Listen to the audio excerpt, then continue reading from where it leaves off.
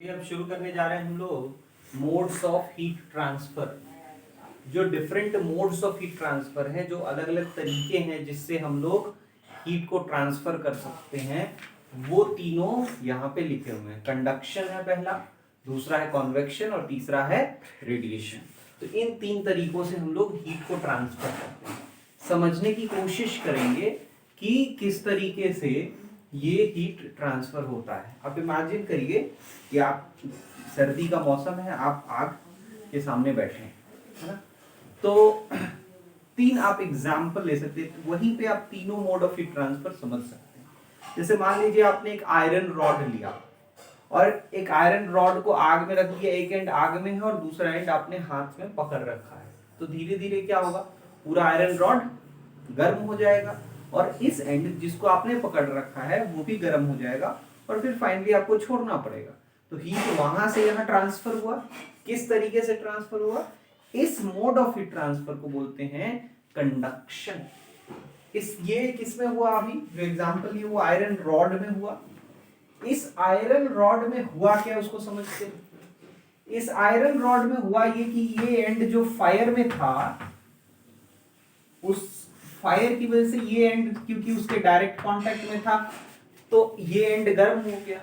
और जब ये गर्म होता है तो यहाँ के जो पार्टिकल्स हैं वो पार्टिकल्स बहुत तेजी से वाइब्रेट करने लगते हैं। और जब ये पार्टिकल्स बहुत तेजी से वाइब्रेट करते हैं तो वो बगल वाले पार्टिकल्स से टकराते हैं। आपको मालूम है कि इसके अंदर जो पार्टिकल्स हैं वो फ्री टू मूव नहीं है, क्योंकि सॉलिड बॉडी की बात कर रहे हैं हम लोग। तो ये जाते हैं, दूसरे से टकराते हैं और फिर अपना एनर्जी का कुछ हिस्सा उसको दे देते हैं। इसकी वजह से उसके बगल वाला जो पड़ोसी है वो भी, पड़ोसी वाला जो पार्टिकल है वो भी बहुत तेजी से वाइब्रेट करने लगता है, वो अगले वाले को एनर्जी ट्रांसफर करता है और ये कंटिन्यूअसली चलता रहता है। मतलब वो पीछे वाले से ले रहा है और आगे वाले को दे रहा है। इस तरह से क्या होता है कि हीट यहां तक पहुंच जाता है, मतलब एनर्जी यहां तक पहुंचा और एनर्जी पहुंचा तो हीट पहुंचा, है ना। तो ये जो मोड ऑफ हीट ट्रांसफर है उसको कंडक्शन कहते हैं। ये जनरली केवल वाइब्रेशन की वजह से जब एनर्जी का ट्रांसफर होता है या हीट का ट्रांसफर होता है तो हम लोग उसको कंडक्शन कहते हैं। इसमें actual transfer of the particle नहीं होता, एक्चुअल ट्रांसफर ऑफ पार्टिकल नहीं होता है ना। अब बात करते हैं दूसरे मोड ऑफ हीट ट्रांसफर की। दूसरा मोड ऑफ हीट ट्रांसफर है कॉन्वेक्शन। अब ये कॉन्वेक्शन क्या होता है, इसमें क्या हो रहा होता है, इसको समझते हैं। आपने अगर कभी गलती से भी आग जहां जल रहा हो वहां आप खड़े हो जाओ, ऊपर में हाथ रखिए, बहुत तेज जलता है ना। भले फ्लेम आपके हाथों तक नहीं पहुंच रहा हो लेकिन ऊपर बहुत तेज जलता है। क्यों जलता है भाई? तो होता यूं है कि फायर की वजह से वहां जो उसके जस्ट ऊपर वाला एयर है वो हीटेड हो जाता है और हीटेड एयर का डेंसिटी जो है बहुत कम होता है, बहुत हल्का हो जाता है, तो वो ऊपर जाने की कोशिश करता है और जैसे ही वो ऊपर जाता है क्या होगा, आपके हाथ से टकराता है और आपको बहुत तेज हीट ट्रांसफर करता है, इसलिए बहुत तेज जलता है। तो यहां पे हो क्या रहा है, यहां पे पूरा मैटर जो हीटेड है वो एक जगह से दूसरे जगह जाता है। तो इस मोड ऑफ हीट ट्रांसफर को क्या बोलेंगे? कॉन्वेक्शन। और बहुत सारे एग्जांपल्स हो सकते हैं कॉन्वेक्शन के, जैसे ठंडी हवा कहीं से बहती है तो पूरी ठंडी हवा जो एयर मॉलिक्यूल्स कम टेम्परेचर का है वो आपकी तरफ आ रहा है। तो ये जो मोड ऑफ हीट ट्रांसफर है उसको भी तो हम लोग क्या कहेंगे? कॉन्वेक्शन ही कहेंगे। कभी गर्म हवा, लू जिसको कहते हैं, वो बहे तो वहां भी क्या हो रहा है? Mode of heat transfer convection है। ठीक है, सी ब्रीजेस जो है वो इसी को फॉलो करते हैं। Third mode of heat transfer की बात करते हैं। इसमें अच्छा, कॉन्वेक्शन में क्या हो रहा है? एक्चुअल मोशन हो रहा है, एक्चुअल मूवमेंट ऑफ पार्टिकल्स। ठीक है, पार्टिकल्स का एक्चुअल मूवमेंट होता है। नेक्स्ट हम लोग आते हैं रेडिएशन। नेक्स्ट किस पे आ रहे हैं? रेडिएशन। रेडिएशन क्या है? आपने देखा होगा कि भाई आग के बगल में भी आप थोड़ी दूर रहें तो भी आपको हीट लगता है ना। तो ये हीट कैसे आ रहा है भाई? क्या पार्टिकल्स हीटेड हैं? हाँ, थोड़ा बहुत वहां पे कंडक्शन भी होता होगा, है ना, एयर मॉलिक्यूल थोड़ा बहुत तो कंडक्शन ऑफ हीट करता ही है, लेकिन वहां पे जो main mode of heat transfer है वो है रेडिएशन। उदाहरण के लिए आप सन का भी ले सकते हैं। सन से जो यहां हीट ट्रांसफर होता है, बीच में कोई एयर पार्टिकल तो है नहीं, कोई मीडियम तो है नहीं। आप देखिए इन दोनों को मीडियम की जरूरत है, लेकिन इसको मीडियम की जरूरत नहीं। ये रेडिएशंस के तौर पे हीट को ट्रांसफर करता है, इलेक्ट्रोमैग्नेटिक वेव जो है उसके तौर पे ये हीट ट्रांसफर करता है। और जनरली हीट प्रोड्यूस करने वाले जो रेडिएशंस होते हैं वो कौन से रेडिएशंस होते हैं? Infrared radiations. ठीक है, इंफ्रारेड रेडिएशन यानी हाई वेवलेंथ वाले रेडिएशंस जो हैं वो हीट ट्रांसफर करते हैं। ये जो होता है नो मीडियम रिक्वायर्ड, फर्स्ट तो पॉइंट है इसमें। देखिए इन दोनों में मीडियम रिक्वायरमेंट है, यस। इसमें पार्टिकल के वाइब्रेशन की जरूरत है, इसमें पार्टिकल के मूवमेंट की जरूरत है। यहां पे no medium required, no medium required. Second, कोई मीडियम, एक तो पहली बात कि मीडियम रिक्वायर्ड नहीं है। दूसरा, this is the fastest mode of heat transfer.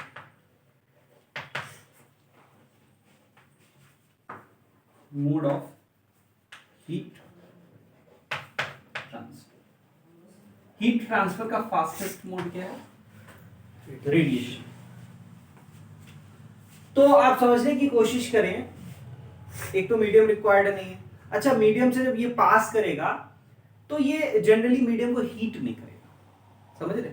लेकिन हाँ, हो सकता है मीडियम के पार्टिकल्स उन रेडिएशंस को एब्जॉर्ब कर लें और धीरे धीरे एब्जॉर्ब करके वो हीटेड हो सकते हैं थोड़े बहुत, लेकिन इन जनरल जब रेडिएशंस किसी मीडियम से पास करते हैं तो वो उस मीडियम को हीट नहीं करते। लेकिन इस एटलीस्ट जिस स्केल पे ये दोनों करते हैं उस स्केल में वो नहीं करेगा। आप सोचिए इसमें तो होगा ही, पूरा रॉड ही गर्म हो जाता है, इसमें पूरा मॉलिक्यूल्स जो है, एयर मॉलिक्यूल्स पूरा गर्म हो जाता है, लेकिन उसमें वैसा नहीं होता, एटलीस्ट उस स्केल पे नहीं होता। तो ये हो गई बेसिक अंडरस्टैंडिंग कंडक्शन, कन्वेक्शन और रेडिएशन की। अब हम लोग एक एक करके स्टार्टिंग फ्रॉम कंडक्शन सारे टॉपिक्स को पढ़ेंगे। तो चलिए शुरू करते हैं। सबसे पहले पढ़ते हैं कंडक्शन। देखिएगा कंडक्शन में हम लोग को क्या पढ़ना है। कंडक्शन में हम लोग वही रॉड का एग्जांपल लेते हैं। इसकी बेसिक जानकारी तो हम लोग ले ही चुके हैं। अब हम लोग ये रॉड लिए और इस रॉड को मान लो यहां पे हमने T1 और यहां पे हमने T2 टेम्परेचर अप्लाई कर दिया और यहां का टेम्परेचर T1 हम फिक्स कर रहे हैं। कैसे? कोई एक ऐसा चीज रखे होंगे जो बहुत आसानी से एक पर्टिकुलर एंड का टेम्परेचर मेंटेन कर सकता है ना। मान लो बहुत कोल्ड है ना, आइस बात रख दी है और कंटिन्यूअसली आइस का सप्लाई कर रहे हैं, तो वो इस टेम्परेचर को मेंटेन कर सकता है। यस, कोई मैकेनिज्म के थ्रू हमने यहाँ टेम्परेचर T1 मेंटेन किया, यहाँ T2 मेंटेन किया। और मान लो कि ये रॉड जो था शुरू में इसी T टेम्परेचर पे रहा होगा, जो T टेम्परेचर लाई कर रहा है intermediate to T1 and T2। ठीक। अच्छा, रॉड अगर सीधे रखा हुआ रहेगा, नॉर्मली रखा हुआ है, तो उसका टेम्परेचर पूरे एंड का हर जगह सेम रहेगा, है ना। अगर रॉड मान लीजिए रूम टेम्परेचर पे रखा हुआ, यही रॉड है ये, तो वो अगर रूम टेम्परेचर पे रखा हुआ है तो वो तो उसका सारा एंड, उसका हर क्रॉस सेक्शन सेम टेम्परेचर पे। तो ये शुरुआत में T टेम्परेचर पे था, शुरुआत में हर जगह ऐसा ही। अब क्या हुआ, अब जब हमने इसको हाई टेम्परेचर, इसको लो टेम्परेचर पे मेंटेन किया, तो क्या होगा, कुछ हिस्सों का टेम्परेचर जो है ना वो बढ़ेगा, बढ़ेगा कि नहीं, और इन हिस्सों का टेम्परेचर घटेगा। मान लो पहले टेम्परेचर लेंथ के साथ ऐसे कांस्टेंट था, अब होगा क्या कि समय के साथ इस एंड का टेम्परेचर, क्योंकि इधर हमने T2 हायर टेम्परेचर मेंटेन किया है, बढ़ेगा और इस एंड का घटेगा, इस तरह से T2 T2। मतलब जब हम लोग नॉर्मल टेम्परेचर से लाते हैं और कुछ एंड्स पे टेम्परेचर मेंटेन करते हैं, उस समय जरूर टेम्परेचर वेरिएशन होता है। और ये एक इंटरमीडिएट या ट्रांजिशन स्टेट, ट्रांजिशन हो रहा है यहां से यहां, इसके बाद हीट का फ्लो स्टेडी हो जाएगा, स्टेडी फ्लो होगा, और एक बार steady flow of heat attain हो गया, उसके बाद temperature of cross sections will not change. Temperature of a given cross section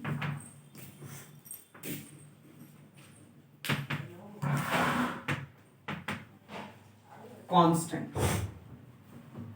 एक गिवन क्रॉस सेक्शन का जो टेम्परेचर है वो फिक्स रहेगा, वो वेरी नहीं करेगा, वो एकदम फिक्स हो जाएगा. लेकिन आप समझें, एक क्रॉस सेक्शन से दूसरे क्रॉस सेक्शन में जाएंगे तो टेम्परेचर वेरिएशन रहेगा.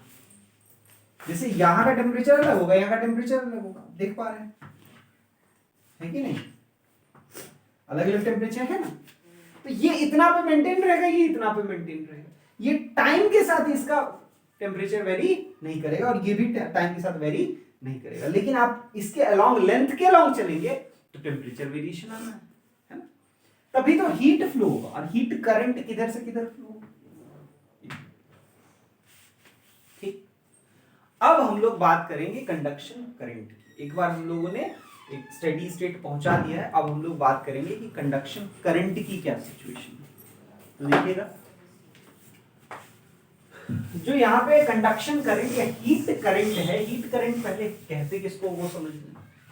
हीट करंट, जैसे आप लोगों ने क्लास 10th में पढ़ा होगा इलेक्ट्रिक करंट. क्या होता है भाई? Rate of flow of electric charge, है कि नहीं? उसी तरह हीट करंट जो है rate of flow of heat, rate of flow of heat. Heat का रेट ऑफ फ्लो यही कहलाता है हीट करंट, और इसको डिनोट करते हैं H से. We denote heat current with H. H जो होगा वो proportional to dq by dt is equal to ये रेट ऑफ फ्लो. अब इसमें प्रोपोर्शनैलिटी कांस्टेंट कहीं 1 आएगा, उससे फालतू क्या चीज हुआ. हीट करंट जो है this is directly equal to rate of flow of heat. Q जो है वो हीट है, समझ रहे? और H जो है हीट करंट, समझ रहे? H is heat current. अच्छा भाई, इसका यूनिट क्या होगा? जूल पर सेकेंड होगा कि नहीं होगा? जूल पर सेकेंड, या फिर जूल पर सेकेंड आपको याद होगा पावर भी होता है, वॉट भी कह सकते हैं. इसका यूनिट कह सकते हैं, जूल पर सेकेंड को वॉट कहते हैं. अब इससे रिलेटेड रूल, इसको हम मिटा रहे हैं. ये जो हमने रॉड लिया है, उस रॉड पे डिपेंड करता है कि कितना हीट फ्लो होगा. वो हीट फ्लो किन किन फैक्टर्स पे डिपेंड करता है वो अब देखेंगे. तो हीट फ्लो H जो है वो डायरेक्टली प्रोपोर्शनल है किसके? T2 माइनस T2, मतलब delta T. H is proportional to, basically हम लोग इसको ऐसे लिख सकते हैं, H is proportional to delta T. ठीक है, एक तो बात क्लियर. अच्छा, H is proportional to area. Area कौन सा एरिया? क्रॉस सेक्शनल एरिया, है ना. जो हमारा रॉड है जिससे हम लोग करंट फ्लो करा रहे हैं, हीट करंट, उसका जो क्रॉस सेक्शनल एरिया है, उस क्रॉस सेक्शनल एरिया के डायरेक्टली प्रोपोर्शनल. और हीट जो होगा वो इनवर्सली प्रोपोर्शनल टू लेंथ होगा. ये जो लेंथ है, ठीक. और इन तीनों को कंबाइन करेंगे तो हीट प्रोपोर्शनल टू कितना आ गया? Delta T A upon L. ठीक, तो H कितना हो गया? ये के जो है थर्मल कंडक्टिविटी, ए डेल्टा टी अपॉन एल. ये हो गया हीट करंट, के ए डेल्टा टी अपॉन एल. अगर ये एक्सप्रेशन आपको याद नहीं रहे तो कोई घबराने की बात नहीं. आप इमेजिन करिए कि आप आई लिख रहे हैं. आई कौन सा आई?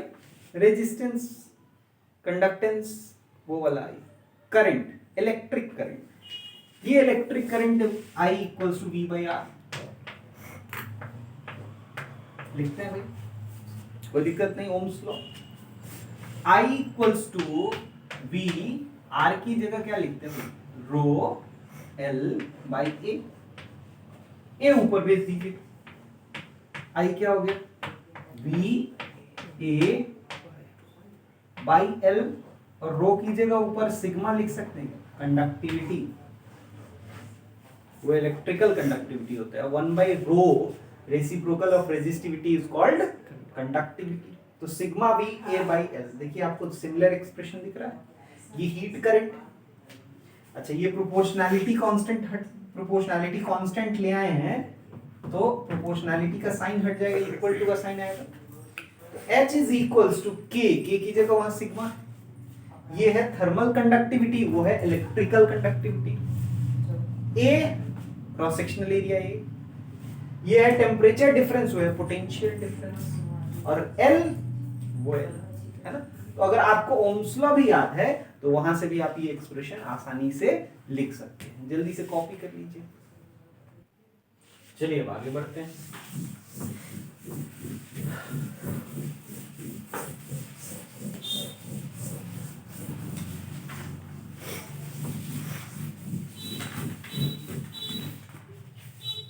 अब देखिए नेक्स्ट टॉपिक जो हम लोग देखने जा रहे हैं वो क्या है, वो इसी को हम लोग और किन किन फॉर्म्स में लिख सकते हैं इसी एक्सप्रेशन को। पहला तो ये हो गया कि H इक्वल्स टू हो गया K A delta T upon L, ठीक है। H को हम लोग बेसिकली dq बाई dt लिखते हैं, कई बार हो सकता है dq की जरूरत हो, उस केस में K A delta T upon L ऐसा लिख सकते हैं। अच्छा इसको हम लोग ना डिफरेंशियल फॉर्म में भी लिखने की कोशिश करते हैं, कैसे समझिएगा, मान लीजिए कि ये T2 और ये T1, ठीक है, हाइयर टेम्परेचर ये, लोअर टेम्परेचर ये, डेल्टा टी उसी हिसाब से लिख रहे हैं T2 माइनस T1। तो करंट इधर फ्लो होगा, x भी इधर बढ़ेगा, तो बताना x जब इधर बढ़ रहा है तो टेम्परेचर इंक्रीज हो रहा है कि डिक्रीज हो रहा है। अगर x इधर बढ़ाएंगे तो टेम्परेचर डिक्रीज होगा कि इंक्रीज होगा, डिक्रीज होगा, होगा कि नहीं बताओ। अगर मान लो ये x डिस्टेंस पे लें और ये dx डिस्टेंस पे लें, तो उनके बीच का मतलब dx प्लस x डिस्टेंस पे, तो ये जो सेपरेशन होगा वो dx होगा, और टेम्परेचर ये T है तो ये T माइनस डी थीटा होगा, ये समझ में आया, क्योंकि टेम्परेचर डिक्रीज हो रहा होगा, T माइनस डी टी आप लिख सकते हैं, है ना। अच्छा ध्यान रखिएगा कि कहीं कहीं जरूरत के हिसाब से यहां भी अब हम टेम्परेचर को थीटा से भी डिनोट करेंगे, ठीक है।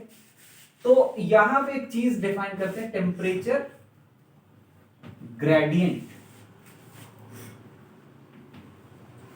टेम्परेचर ग्रेडियंट क्या है, ये वही rate of change of temperature with length, तो minus D T upon dx, ठीक है, ये टेम्परेचर ग्रेडियंट हो गया। अच्छा समझने की कोशिश करेंगे कि यहां जो dt है, अगर मान लो इसको t प्लस dt मानते हैं तो dt नेगेटिव आएगा, dt नेगेटिव आएगा कि नहीं आएगा, बोलो भाई, dt नेगेटिव आएगा, और dt नेगेटिव है तो माइनस इसलिए लगाते हैं ताकि इसको हम लोग क्या बना पाए, पॉजिटिव, क्योंकि हीट करंट को आप नेगेटिव नहीं बनाएंगे ना। तो अब हम लोग इसको इसमें पुट करेंगे, ऐसा लिखेंगे dq by dt equals to minus K A dt upon dx। ये जो एक्सप्रेशन है, ये अगर इंटीग्रेशन बेस्ड क्वेश्चंस आता है वहां पे हम लोग इसको लगा सकते हैं। एक और इंपॉर्टेंट पॉइंट ये है कि थर्मल रेजिस्टेंस RT क्या है, तो ऑब्वियसली ये जो पूरा पार्ट है यही थर्मल रेजिस्टेंस है ना, ये हीट हो गया, हीट करंट, ये पोटेंशियल डिफरेंस यानी टेम्परेचर डिफरेंस, तो बाकी ये जो पार्ट है यही होगा थर्मल रेजिस्टेंस, लेकिन नीचे होगा, है ना। तो थर्मल रेजिस्टेंस को लिखेंगे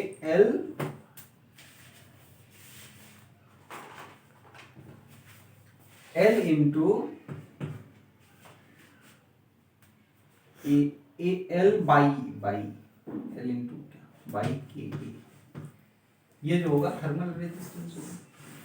और केवल इतने पोर्शन की बात करें तो थर्मल रेजिस्टेंस क्या होगा,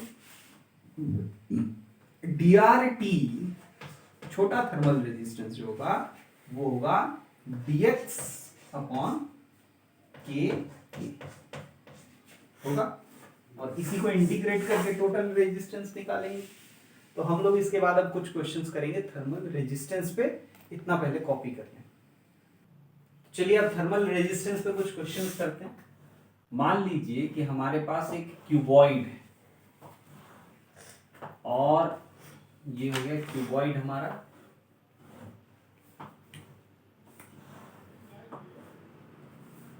ये मान लीजिए लेंथ है, ये ब्रेथ है और ये हाइट, और हमने यहां इन दोनों एंड्स के बीच में टेम्परेचर डिफरेंस मेंटेन किया है। तो पूछा कि भाई इसका रेजिस्टेंस कितना होगा, थर्मल रेजिस्टेंस। तो क्योंकि इन दोनों सरफेसेस में हमने टेम्परेचर मेंटेन किया है, तो ये क्रॉस सेक्शनल एरिया होगा और ये लेंथ होगा। तो हम लोग RT लिखेंगे L बाई के इंटू एरिया की जगह B इंटू H। समझ में आया? तो इससे ये बहुत बेसिक क्वेश्चन हुआ, लेकिन इससे ये समझ में आया कि किसको हम लोग क्रॉस सेक्शनल एरिया लेंगे और किसको लेंथ लेंगे। ऐसे करंट फ्लो हो रहा है। चलिए एक और क्वेश्चन करते हैं इसके बाद। मान लीजिए कि हमारे पास इस तरह का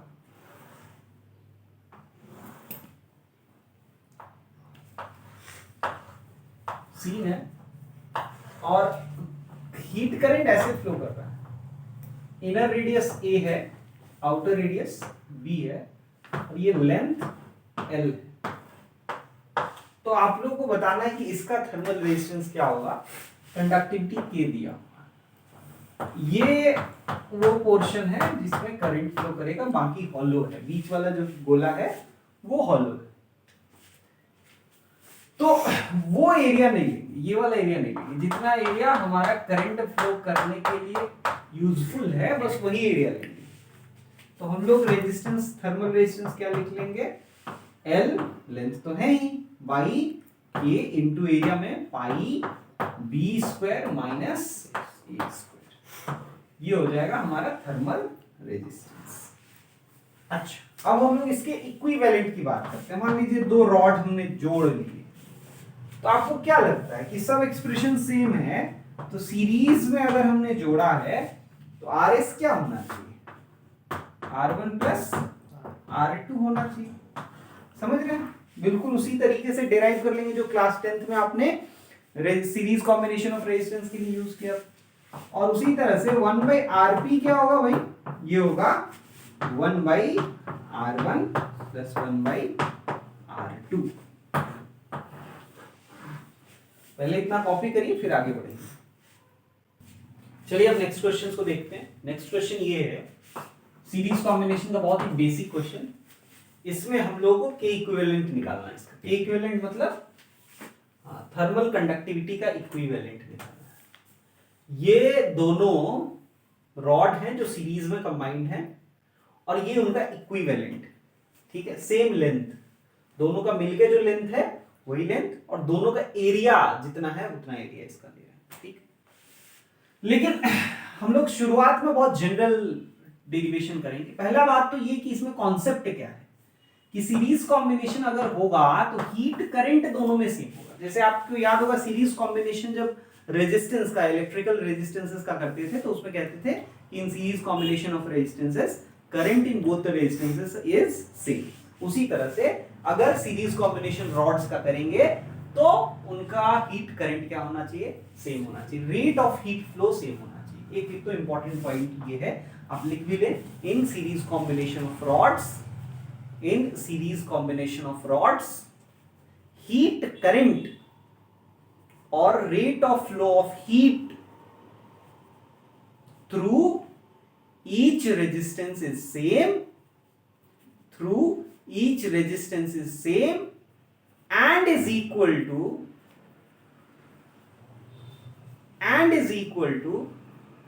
heat current through the combination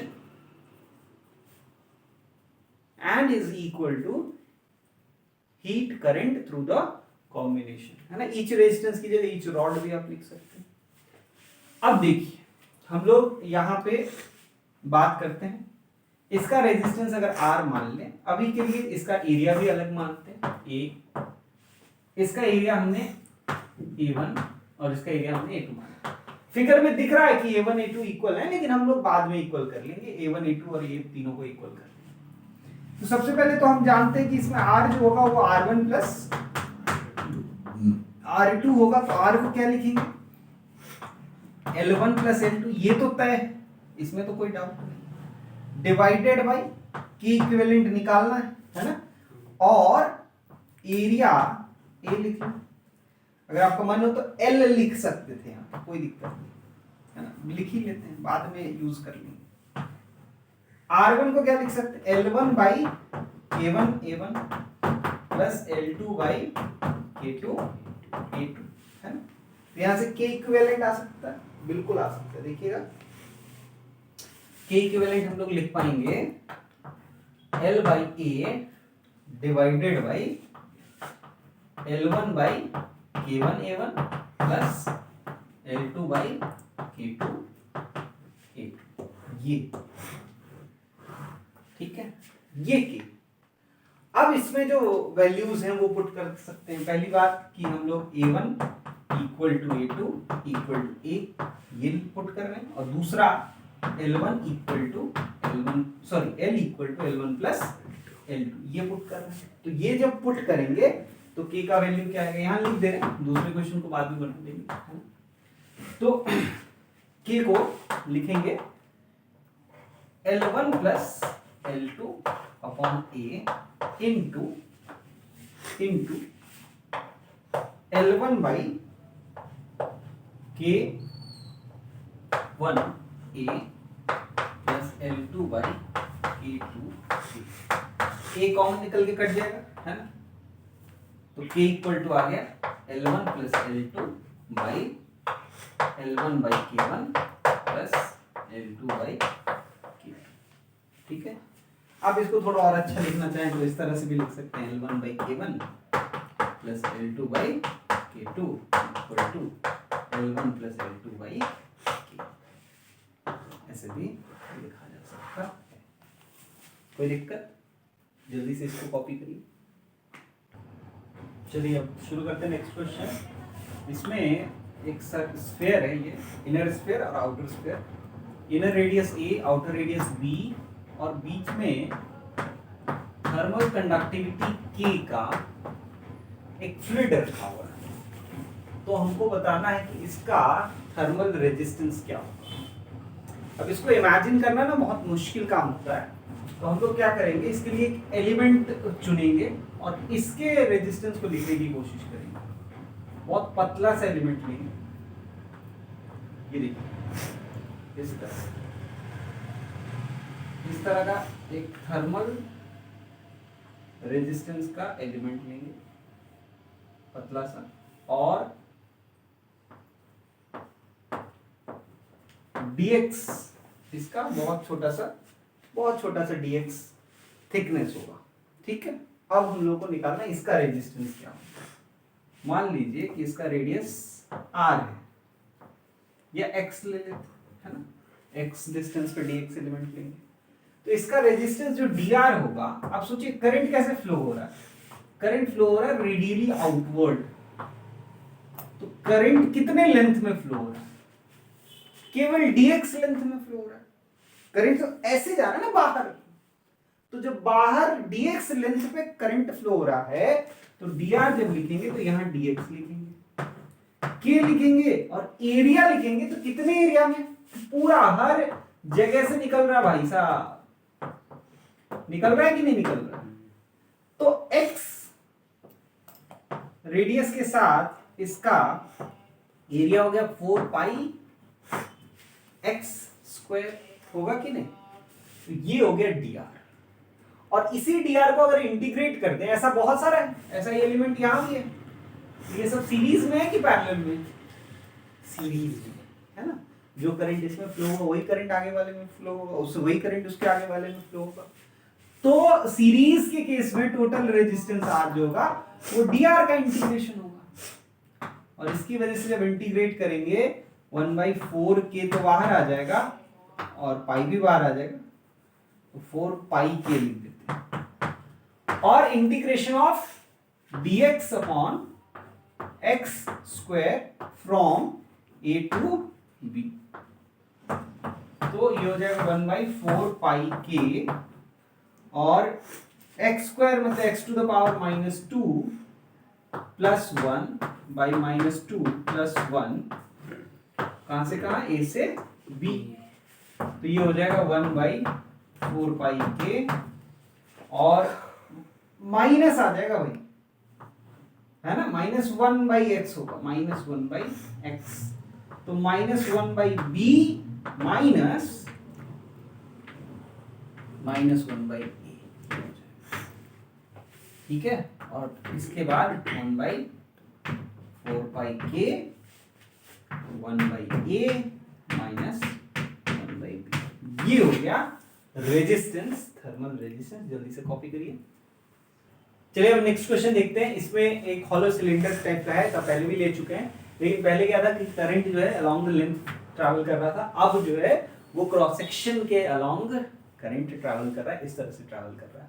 तो अब इस केस में क्या होगा, फिर से हम लोग उसी तरह का एलिमेंट ले लेंगे, और एलिमेंट जो लेंगे ये पतला सा, इसमें क्या करेंगे समझिएगा, इसमें हम लोग dr लिखेंगे, dr, फिर से हम लोगों ने x डिस्टेंस पे dx एलिमेंट लिया है, तो लेंथ तो dx ही होगा अपॉन k, और एरिया की जगह क्या लिखेंगे सोचिए, x रेडियस लिया, तो एरिया क्या होगा, सिलेंडर है ना इसका, तो 2 पाई r 2 पाई x हो गया, और बाई l हो गया, ये h मान लो, तो ये हो गया 2 पाई x इंटू,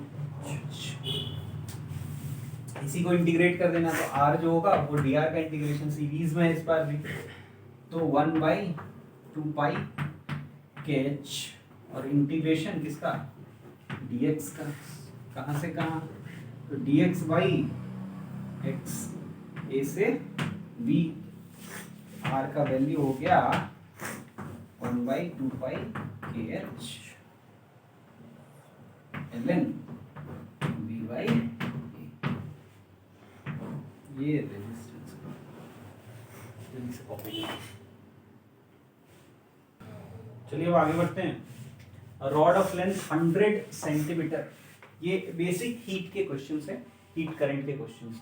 लेंथ 100 सेंटीमीटर है, cross sectional area 2 centimetre square है, कंडक्टिविटी दिया हुआ 4 कैलोरी पर सेकंड पर सेंटीमीटर पर degree centigrade, and find total heat flow in 20 second, कितना हीट फ्लो होगा 20 सेकंड में वो निकालना है। तो सबसे पहला काम है हीट करंट निकाल लेते हैं, H, तो H क्या होगा भाई, H होता है L यानी कि 100 अपॉन K यानी 4, अच्छा क्योंकि यूनिट्स सेंटीमीटर और यहाँ भी सेंटीमीटर में है तो वो आपस में कैंसिल हो जाएगा, तो हम लोग को यूनिट चेंज करने की जरूरत नहीं पड़ेगी, और 2 है ना, तो L K/2, और टेम्परेचर डिफरेंस जो है वो भी दिया हुआ है। अच्छा ये हीट करंट का एक्सप्रेशन जो है वो नहीं होगा, R इक्वल्स टू L/K होता है ना, हम लोग वो लिख रहे थे, तो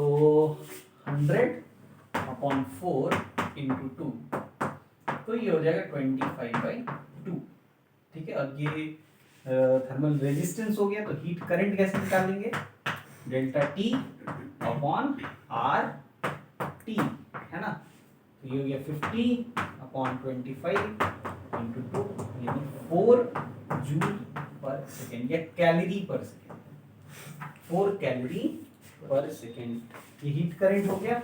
और हम जानते हैं हीट करंट जो होता है वो Q/T होता है, अगर कांस्टेंट रेट ऑफ फ्लो हो रहा है Q/T इक्वल्स टू 4 कैलोरी पर सेकेंड होगा, T 20 सेकेंड है तो Q का वैल्यू हो जाएगा 80 कैलोरी। ये हो गया हमारा पहला क्वेश्चन, बहुत ही आसान क्वेश्चन। चलिए दूसरे क्वेश्चन की बात करते हैं।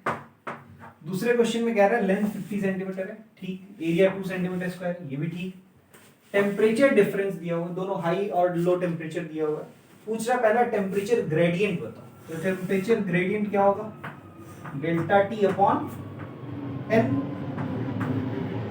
यहां पे बस हायर माइनस लोअर करेंगे, 80 माइनस 10 अपॉन एल यानी 50 सेंटीमीटर, तो ये हो जाएगा 7/5 डिग्री सेल्सियस पर सेंटीमीटर, 7/5 डिग्री सेल्सियस पर सेंटीमीटर। और temperature at 10 centimetre from hot and, ये निकालना है।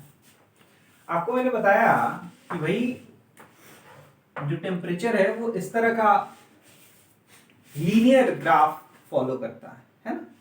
तो इसका मतलब 80 यहां है और 10 यहां है, बीच में जो लेंथ है वो कितना है, 50 सेंटीमीटर। यहां से 10 सेंटीमीटर पे हमको चाहिए, ठीक है भाई। तो आप बहुत सारे तरीके से निकाल सकते हैं। देखिए टेम्परेचर ग्रेडियंट कांस्टेंट है, delta T by delta L जो है वो फिक्स है। तो आप यहाँ का टेम्परेचर अगर टी मान लें, ये पूरा 50 था, यहां से 10 पे बात कर रहे हैं, तो ये लेंथ 40 होना चाहिए, 40 होना चाहिए कि नहीं। तो आप बताइए क्या हम लोग 40, एक मिनट, टी माइनस 10 यहां से यहां के बीच का टेम्परेचर ग्रेडियंट निकाल रहे हैं, डिवाइडेड बाई 40, ये टेम्परेचर ग्रेडियंट हो गया कि नहीं। और अभी अभी जो हमने टेम्परेचर ग्रेडियंट निकाले दोनों इक्वल होना चाहिए, तो वो 7/5,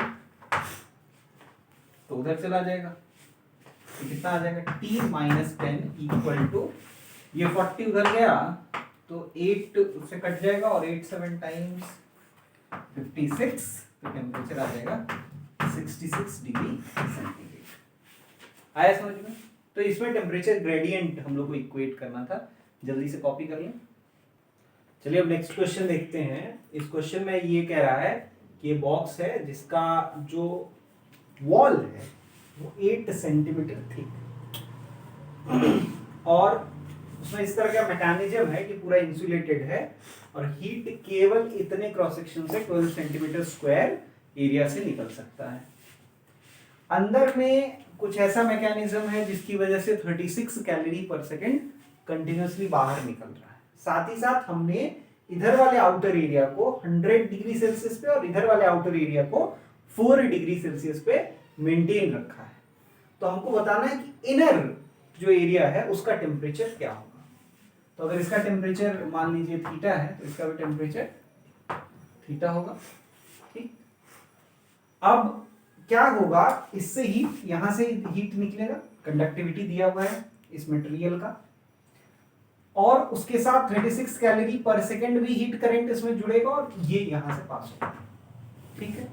तो हम ये कह सकते हैं कि इसके लिए जो हीट करंट है वो है के A into 100 minus theta divided by L, L यानी 8 सेंटीमीटर, एल तो बाद में भी पुट कर लेंगे, ई प्लस 36 कैलोरी पर सेकेंड इक्वल टू के ए, ये सब तो रिपीट ही हो रहा है, theta minus 4 upon L.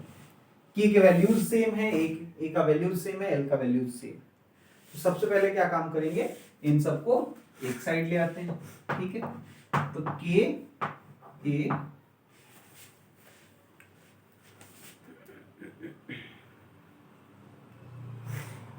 Cut जाएगा क्या भाई, 100 माइनस थीटा प्लस 4 है ना। हम सोच रहे थे कि कट ना जाए कहीं, थीटा कट गया, क्या थीटा निकाल पाएंगे। अच्छा, इसको इधर तो ले आए हैं, उधर ले जाएंगे तो 36 नेगेटिव हो जाएगा, तो इसको उधर ले जाते हैं, तो ये -100 हो जाएगा, प्लस थीटा हो जाएगा, और उधर प्लस थीटा -4 तो था ही, इक्वल टू 36, ठीक है, इसमें कोई दिक्कत नहीं। अब देखिए वैल्यूज पुट कर रहे हैं, ध्यान से देखिएगा, के का वैल्यू क्या दिया हुआ 0.5, क्योंकि सब सेंटीमीटर को कंसीडर करते हुए लिखा गया है सारे यूनिट, तो अब यूनिट चेंज करने की जरूरत नहीं है। एरिया 12, लेंथ 8 और अंदर में बच गया 2 थीटा माइनस 104 इक्वल टू 36। तो ऊपर हो गया क्या चीज 66, 6/8 यानी 3/4 into 2 theta minus 104 equal to 36। ठीक है, 3 से ये 12 टाइम्स तो काटी दो, 2 थीटा माइनस 104 इक्वल टू 48। तो 2 theta equals to 152, theta equals to 76 degree Celsius, है ना। आई होप समझ में आ गया होगा, जल्दी से कॉपी कर लें।